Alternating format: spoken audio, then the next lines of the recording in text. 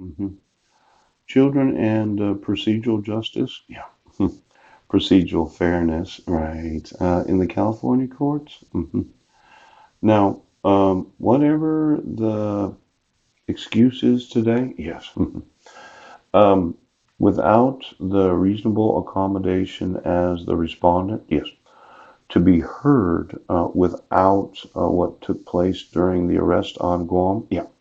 See, the 90 days from my response, and I think that was August 24th, yeah, means that I didn't even have to talk about it because it was expunged. And the judge said, well, why don't you tell us about what happened in Guam? I said, well, my record's been expunged. Yes. It's as if the arrest didn't take place or the court hearings. Yeah. Now, the thought is that when you are accused of domestic violence, yes, you're not convicted of it. No, you're accused of child abuse, right? But I was not convicted of it, right? And you do 7 hours of parenting classes, and you wait a year of probation. Yes, that when it says expungement, it means it's as if it did not happen. Now you could have asked me something else about the relationship. Yes. But you really didn't have any legal right to ask me anything about the arrest that took place on Guam. Now, Brent, that means that everything my wife said, yes, from the moment of the expungement of the arrest that took place on Guam, yeah, is inadmissible, as in you have to remove it. You, you really don't have the right to ask me about it once the record's expunged. Yes. It means it's removed, it's sealed. Yes. And you as a local court don't have any right to know about it. I don't have to tell you right now. Now, restitution, yeah, will cover only financial losses.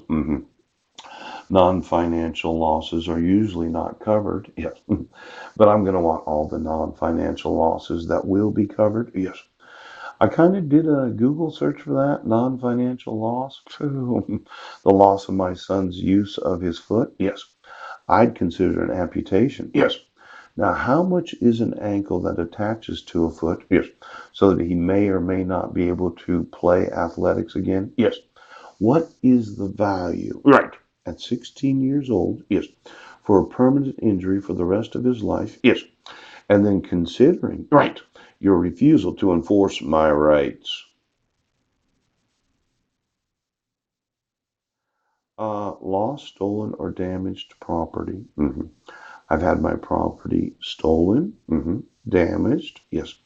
And then I've had it taken from me, Mike Van Proyen, yes. Then my medical, dental, or counseling expenses. Now, lost wages. I'm obviously sitting here waiting to sue you. Yes. And you're intentionally obstructing me from being able to do that. Now, wages because of an injury.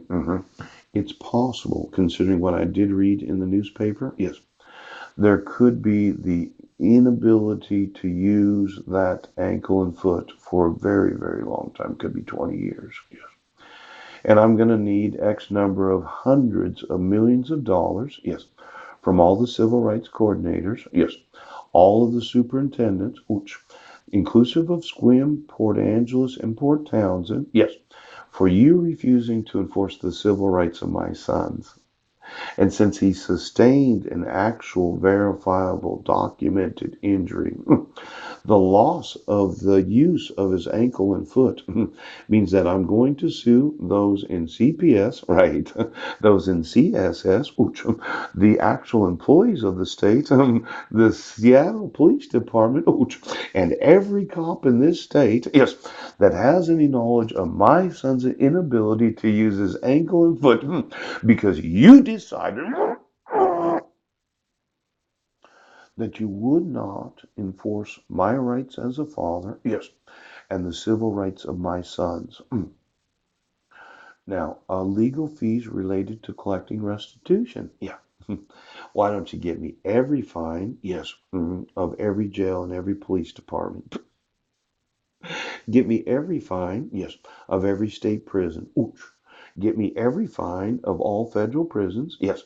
And for all the fines that you thought you were going to collect, yes, that you put on any individual that has been convicted of a crime for the last 50 years that you're having some difficulty collecting, my legal fees, yes, are paid for in relation to me collecting the restitution that is going to be the fines that you thought you were going to.